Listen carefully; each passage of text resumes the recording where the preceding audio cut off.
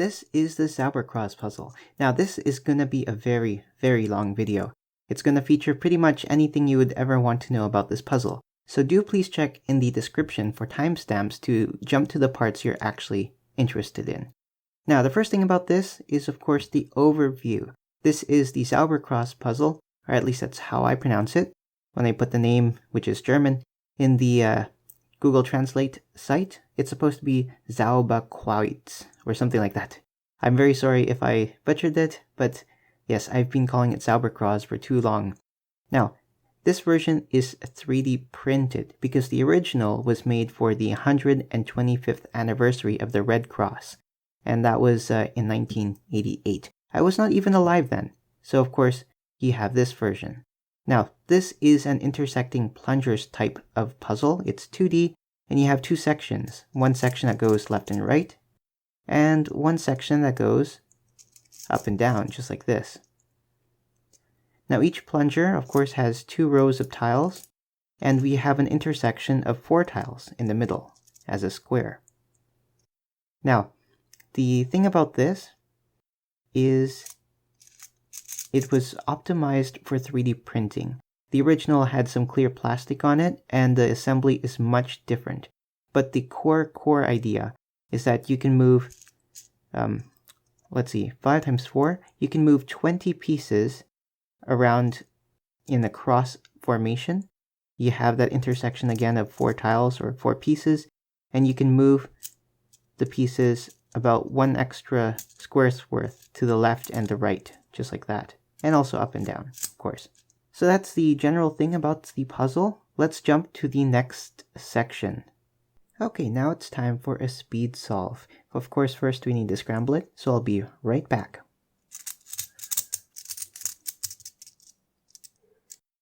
Okay, looks quite scrambled. Now let's see if we can solve this thing. In 3, 2, 1, go. Okay, let's solve the blue guy first. So blue out of the way, and there we go, we've got the top half. Next up, of course, is the bottom half, not too hard, there we go. Next up, let's rotate this. Let's get the yellow going. There's yellow, we combine the top half, there we go. And of course the bottom half, ooh, a little tricky. There we go, we got the bottom half, and it's all solved. Next up is the black top. Okay, not too hard. The bottom, equally as easy, I think. Yeah, there we go. Okay, now we're doing the last phase. So you gotta bring that up there. Symmetric cycle. I like how it's a Christmas theme. It's quite appropriate, I think. Maybe a little late, but that's fine. Let's bring this over here. 1, 2, 3. 3 backwards. 3 inverse cycles.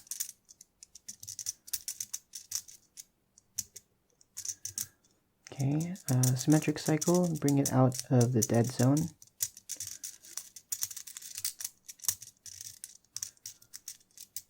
And then I already know right after that you need 3 inverse cycles. 1, 2, 3. Good. Left side solved. We need to bring that over here. That will require a number of things. So first the symmetric cycle. To bring the red piece a little more to the left. Okay, now I need to do that upside down so that we can move that piece out of the way.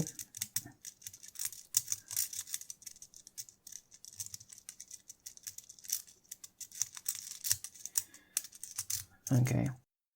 Now we can move this piece in there. That requires the big one algorithm, so we're going to do that.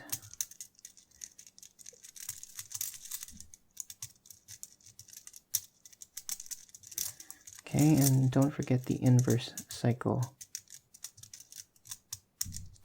Perfect. Okay, so we solved the red one. Now we need the green one solved. I'm gonna swap these around. Oh no. That was close. almost lost the solve there. Next is, okay, let's see, we're gonna have to start here.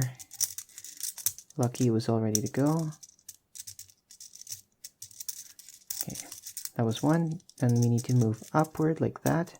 Then later on we will need to move downward after the symmetric cycle.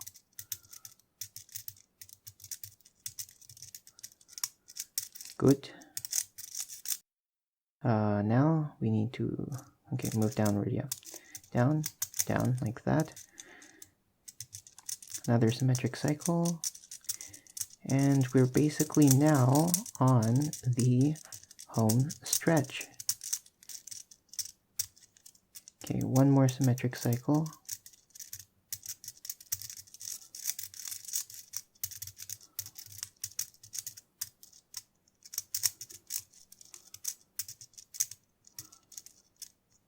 Okay, and of course we need to swap those two. So those two diamonds. And there we go. Time. Well, whatever time it says right there, that is our solve time. Anyways, let's go to another section. Alrighty, at this section we're going to actually have a mechanism reveal.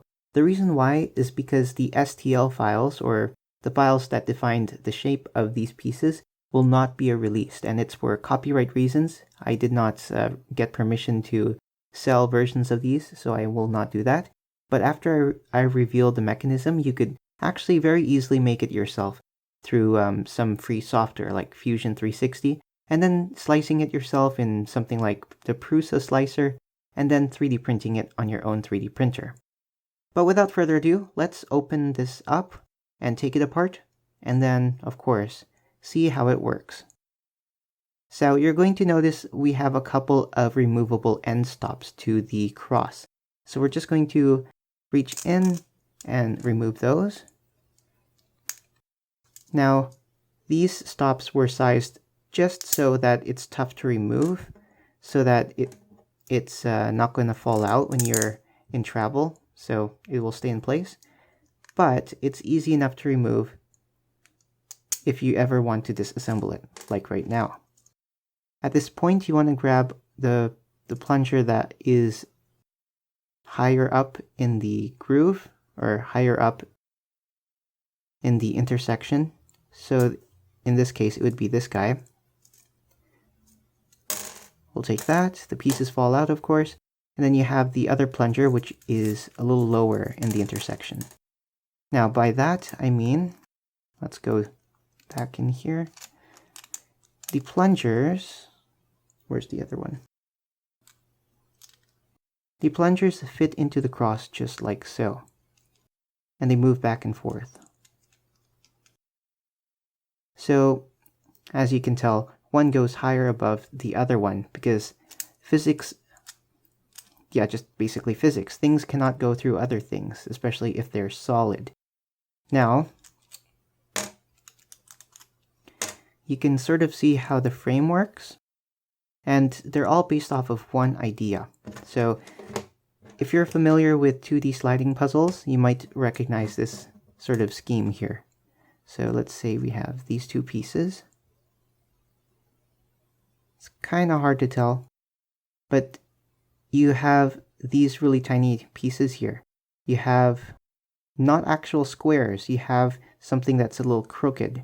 So you'll notice that two of the sides of each piece or square sticks out a bit. So it's a 45-degree angle from the horizontal. So you have like a 90-degree corner sticking out. And that's out of two sides. And the other two sides is the opposite. You have a little cut that goes into the piece. And that lets you lock or nest pieces into each other, like so. And you have that kind of scheme going into the plungers. So the pieces go in here, like that. And you also have a similar thing with the frame. As well, that sort of scheme is going on with the plungers into the frame too. So in that way, a little stuck here. That way, everything holds in place. So once you have them locked in together into the frame, the pieces and the plungers, they all just nicely slide in, but they don't fall out. So I can flip this over, the plunger stays in. That's pretty much that. The trickiness, of course, is figuring out how to get the tolerances down, but it's not too difficult. And the general reason for why I like to do this, it's not too prevalent there. The reason why we print with this 45-degree angle to the horizontal is because that's pretty much the limit for 3D printing when you're using the regular FDM technology.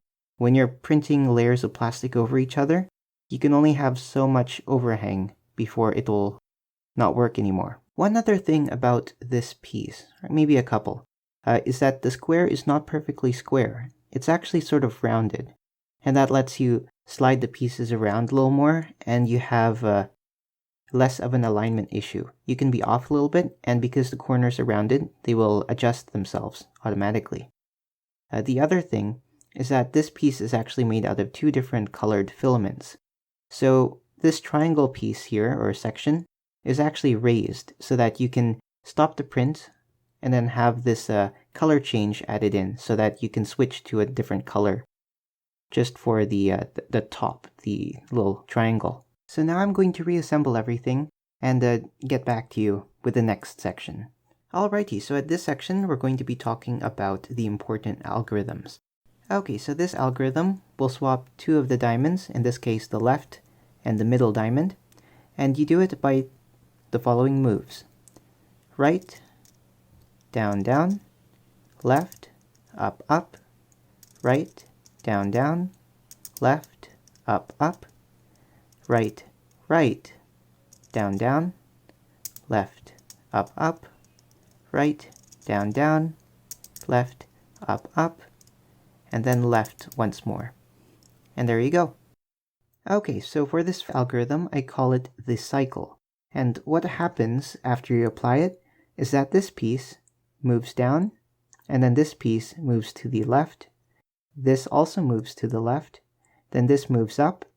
This moves down to the left. This piece moves up. And then finally, this piece moves all the way around back over here.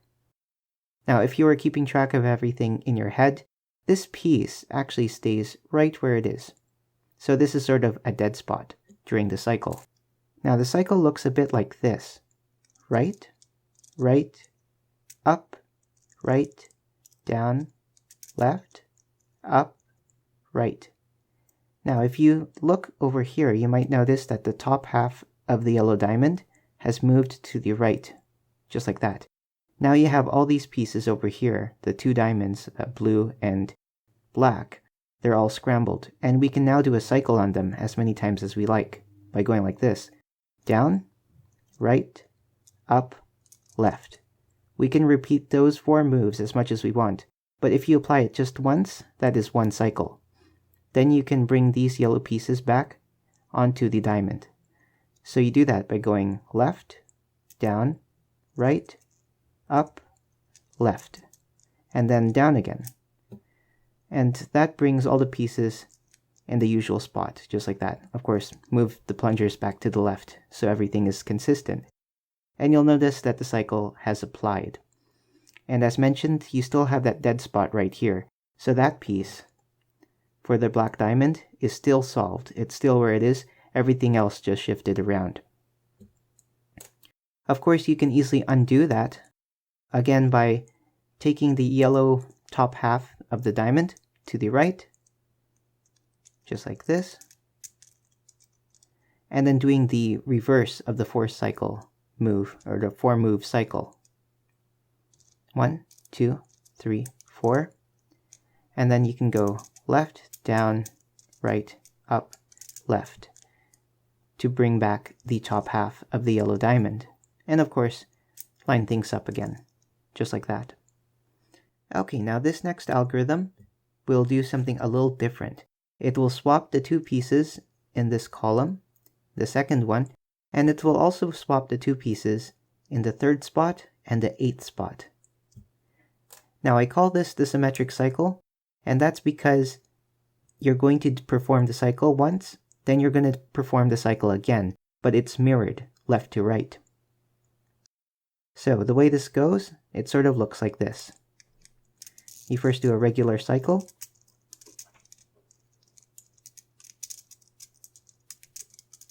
like so.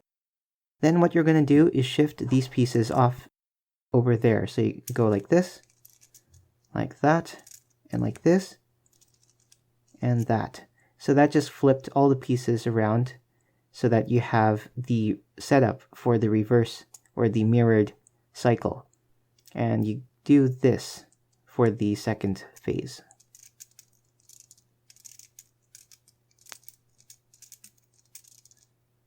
And then finally, you bring the 2 pieces or 2 diamond sections back to the left.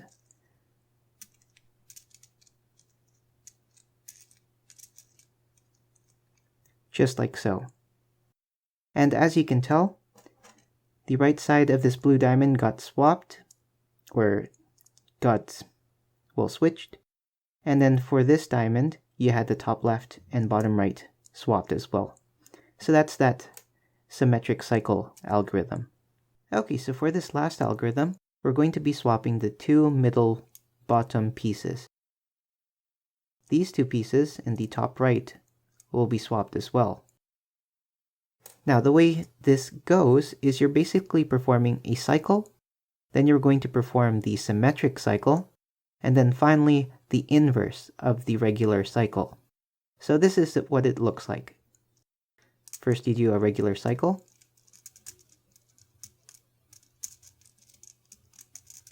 like that. Then you perform a symmetric cycle.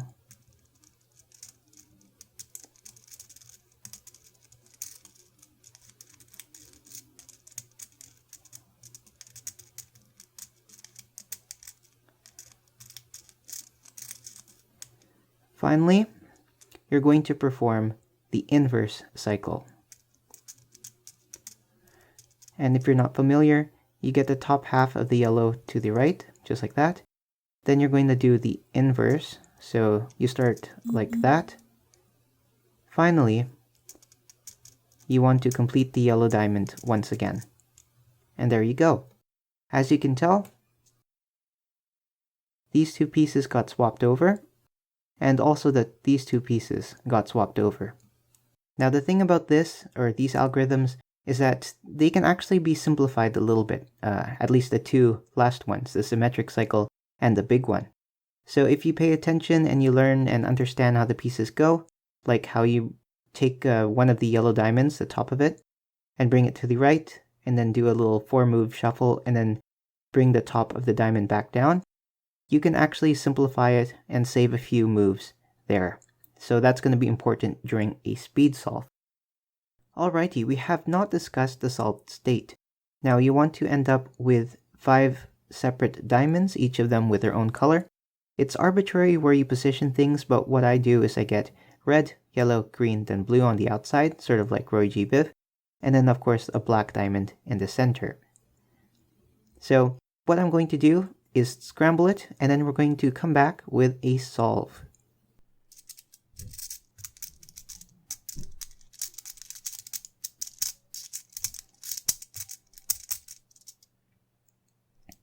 Okay, so that looks fairly scrambled. Now what we're going to do is try to solve diamonds one at a time. One at the top, which is a bit intuitive. Now let's see, I'll go for the blue one. So let's try to combine the pieces together. It's quite intuitive. And then we'll bring it up to the top, just like so. Next we'll get the bottom half and combine the pieces. Again, it's not too hard as you got a lot of room. We'll ease the bottom half up a little bit, and there we go. We're going to rotate, and then I'm going to try to solve another diamond. In this case, I'll go for the green one. Let's combine the 2 pieces, just like that. Now the bottom half is not solved, so I'm going to bring that out of the way, and see if we can swap the pieces over. Okay, not too difficult. And we'll bring the bottom half up again, just like that. I'll rotate again, and let's try solving another section. Now, let's get the red together like that. Will work its way up to the top of the plunger, like so. And usually I have another way of solving the bottom half. First, I look for the bottom left, and I try to bring it over to this section here. So let's do that. Oftentimes you can get away with cycling the pieces. And then carry on,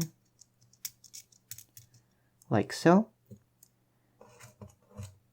Then you want to get the bottom right of the diamond and bring it up over here by cycling these pieces around, ignoring these two over here.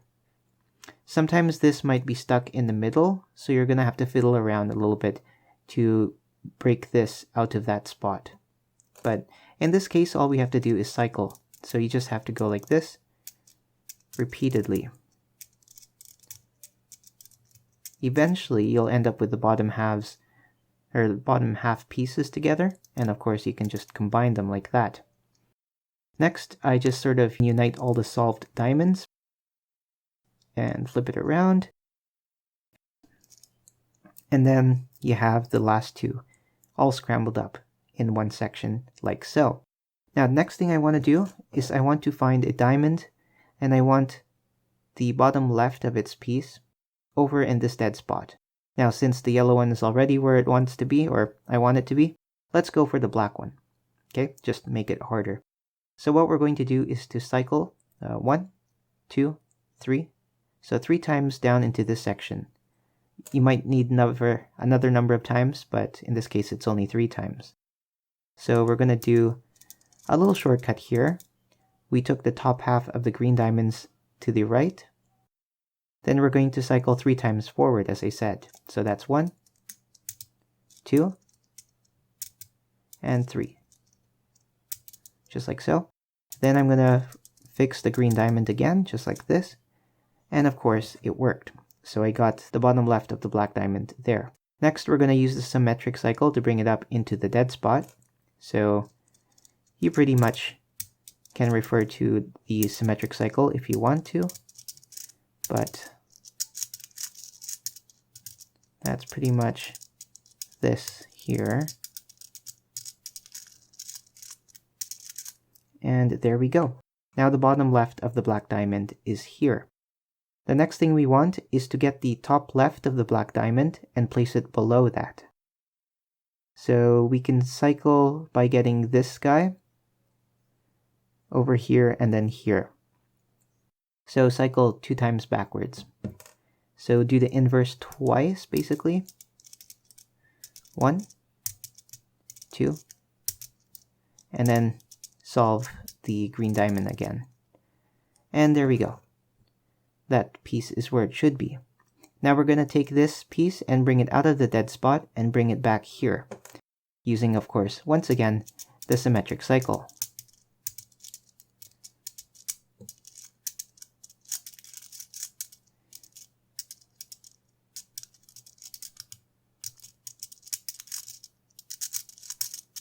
Just like so.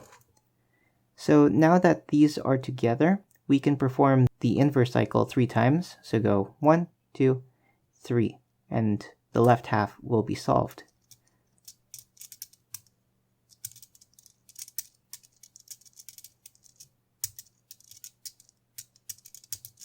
Just like that. So now the left half of the black diamond is solved.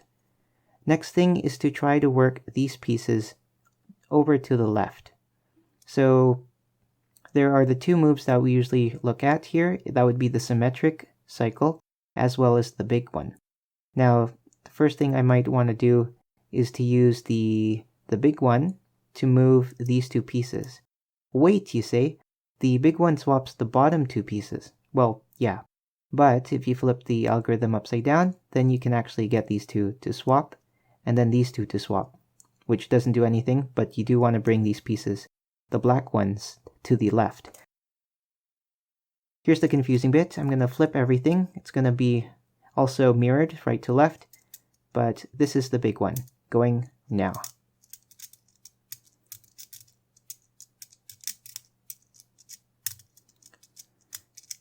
And if you're confused, that is because I'm taking a couple shortcuts, some optimizations, if you will, for the algorithm.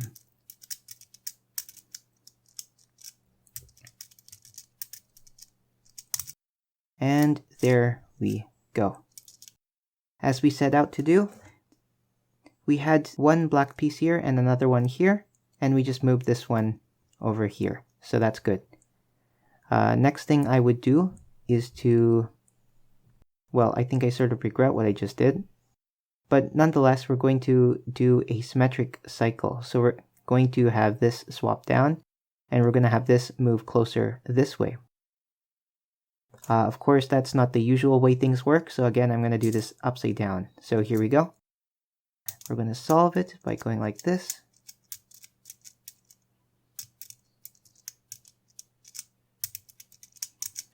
And bring it around.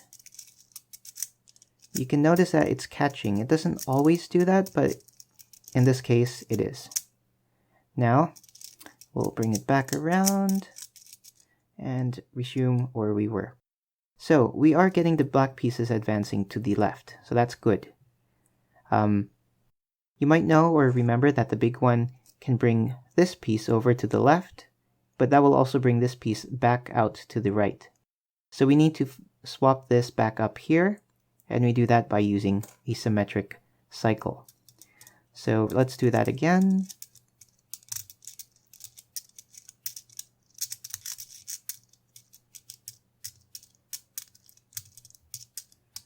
And shift them back over to the left side, and there you go. Next, we're going to use the big one to bring the black piece to the left. So that's going to take a bit. How's your day? Write down in the comments below how you feel. And if you watched through this whole video or plan to, oh, good luck to you. This is going to be quite the journey. And something I might forget is to also do the inverse cycle at the very end, which I did not forget. Alright, so now we got the black pieces all the way to the left. That's good. Once we do that, you might want to do one more swap just so you get the diamond. In this case, that's what we need to do. So we're going to do the symmetric cycle once more to swap these two, and this will be swapped, of course. We're going to do that right now.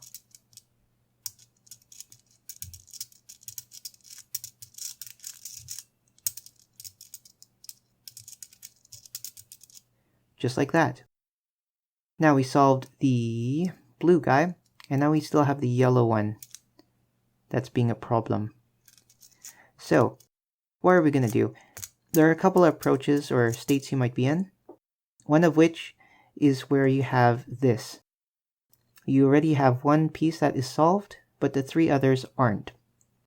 In that case, you're going to figure out which to swap first. Do you want to swap this row first, or this column first? And then after that, you want to swap them 4 times in a row until you reach the solved state. You might say that you can actually just swap these 2 pieces and then these 2 pieces and it will be solved, but that won't work. In my solution, you actually have to swap pieces 4 times in order to not mess up anything else. So it's going to be hard to explain, but that means you have to swap these 2 first instead of these 2, which is odd and counterintuitive, I know. But swap these 2, which will make something not solved. That doesn't make much sense, but let's do that.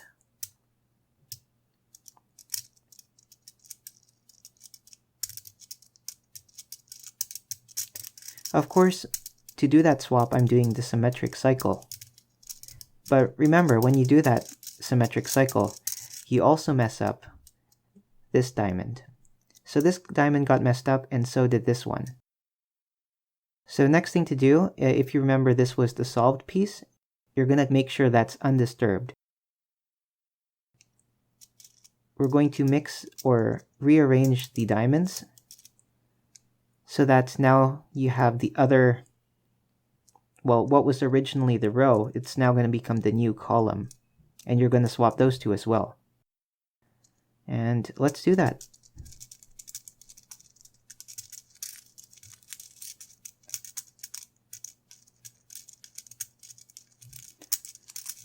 Okay, so we have something very similar. We have another 3-corner cycle, but this time this diamond seems to have exploded. What does that mean? Well, now if we do a swap or symmetric cycle, this guy will get swapped. And then if you change the orientation like we did just a moment ago, these two will get swapped as well, solving the black diamond once again. So we're going to do this differently this time. Now that we have an exploded diamond, we're going to find which row or column needs to be swapped to solve one half of the diamond. So you'll see if you swap this row, this will get solved. And then if you swap this, it solves the rest of the diamond. So let's do that. Of course, you don't want to be confused, but this is what we're doing. We're going to swap the bottom, and in order to do that, you need to move that like so, and to swap the bottom, rotate. So now we're going to be able to swap this and solve the bottom of the diamond. So let's do that.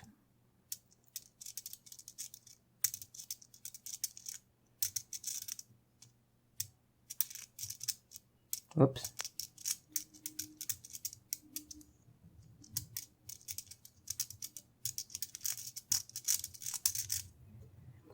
Okay, so as you can tell, we swapped these two pieces of the exploded diamond, and it's actually halfway back to being solved. And now we only have one swap left for the yellow diamond. So we're going to rearrange the pieces again, so that the two pieces you need to swap is actually the second column, just like so. There we are. We just need to swap these, and then we'll be able to solve the black diamond at the same time. So let's do that.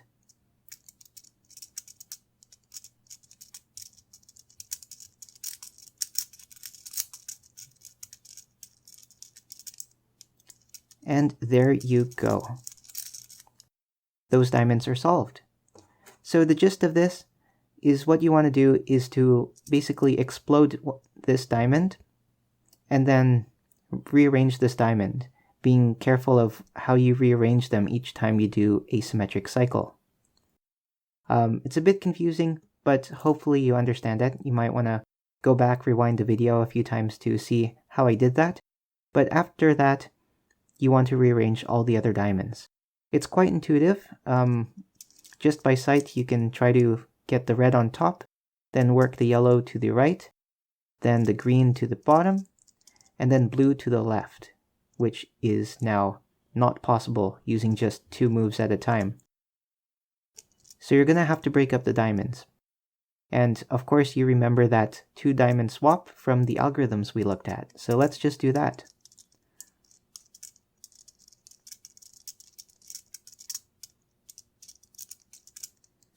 And there you go. This is the solved state, and we have therefore solved the Zauberkreuz puzzle. Hooray! Now, if I did this without any talking or stops, it would take me about 5 minutes, so it's quite involved. You may have noticed that it's also pretty catchy if I am, well, not careful with alignment, but it's actually pretty fast, so it really depends on whether or not you're in the zone and whether or not you're looking through camera lens, so that you're actually able to maintain your alignment skills. And another thing, the reason why that this video is so long is because the original puzzle came with a booklet, and that booklet suggested that we solve it in 6 other states. Isn't that crazy? We've got what we have here. We've got all the exploded diamonds. We've got this little L thing with like snakes coming out. We've also got these like half exploded diamonds with a black one in the middle. We have these arrows going whichever way it's going. And this weird humongous diamond with the center removed. So you might call this a rainbow diamond donut or whatever. And you have this one with like arrows pointing outwards with an exploded center. Call me crazy, but I want to solve these. So let's do that. Of course, you're not going to want to watch the whole thing, so what I'm going to do is have it go much faster.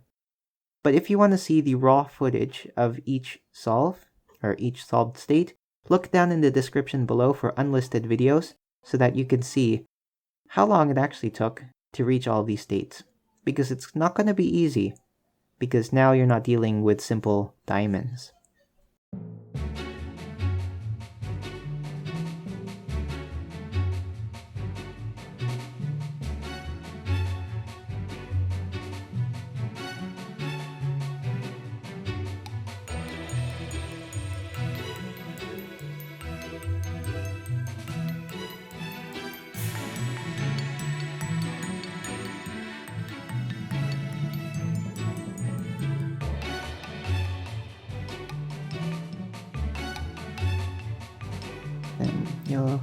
There we go. Perfect. So as you can see, we got solution number 4, or the solved state number 4. All exploded diamonds.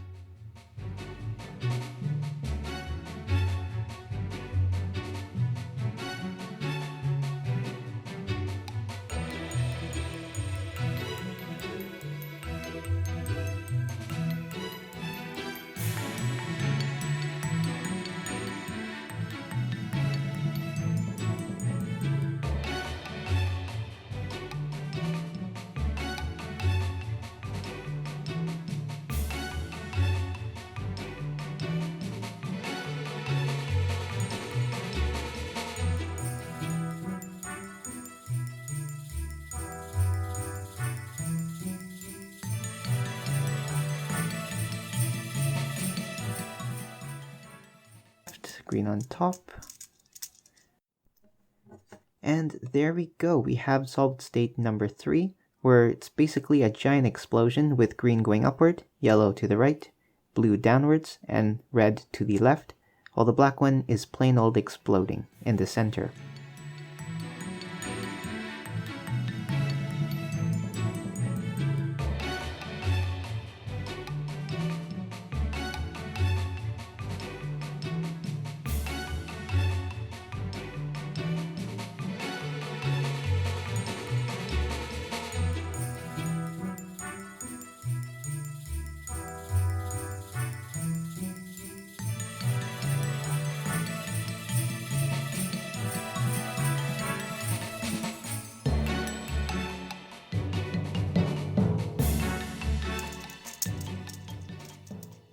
And there we go. This is solved state number 1. Just like that. You have red to the right, green up, yellow to the left, blue down, and of course exploding centers. That's quite the interesting one. I now see that it is sort of like 2 C's or 2 staples plus 2 extra diamonds. I think it's a cool design. Not my favorite, but let's try some others.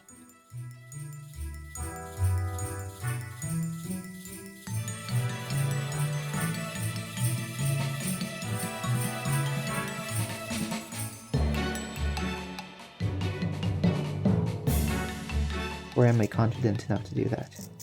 I guess I am. Let's try this. And not too shabby. Alright, here we are. This is number 5. The number 5 solved state. As you can tell, we've got diagonal pieces swapped, so you have this sort of crystal sort of shape. It's kind of interesting, I think. And a regular diamond, of course, in the center. Now, eventually I'm going to start moving to the scary guys, which are these two, which don't keep the diamonds in their own little groupings. You're going to have to start mixing colors. Oof. Here we go.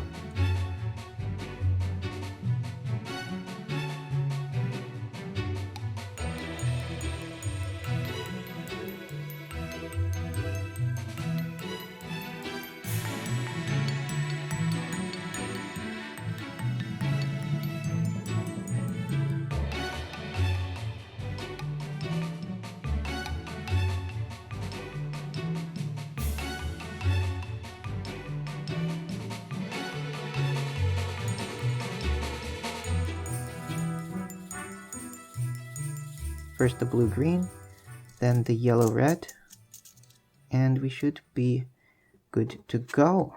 And there we have it. I think this is solved state number, whoops, hold it up there, solved state number 6. You have a bunch of squigglies, but if you noticed how I solved it, or you watched the full video, these are actually solved in sort of arrow formations. A lot of disorienting ways to look at this, but we got there in the end. Or if you go like this, it looks like some kind of little weird rainbow creature of the Rubik's variety, or whatever you might think that is. Alright, if you're watching this in the correct order, I've got just number 2 left to solve. One of my most favorites.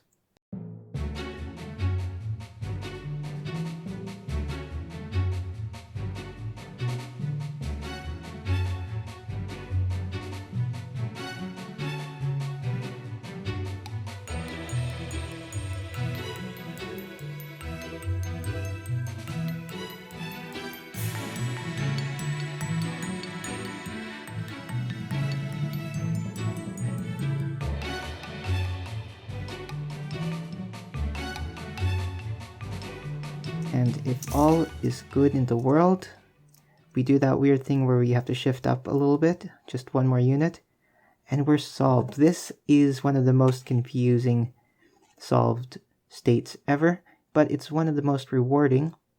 As well, it's the number 2, so I am well and glad with what we have here. This is a humongous diamond donut sort of thing that's emanating some black energy, and we have a mini multicolored diamond right up top. Quite glad with this guy. So, without further ado, let's quickly transition into another section, which is basically this section, or this video, because I love this state so much. Anyways, this guy has been the Zauberkreuz puzzle. If you have any questions about this, feel free to let me know. If I give this away, I'll let you know. But currently I have no plans for giving this away, and no plans to making this commercially available due to copyright reasons. However, if you are a copyright lawyer by any chance, and you know that this guy for sure is, well, sellable, then maybe I'll be able to sell this. Anyways, thanks for watching, and hope you have a great day.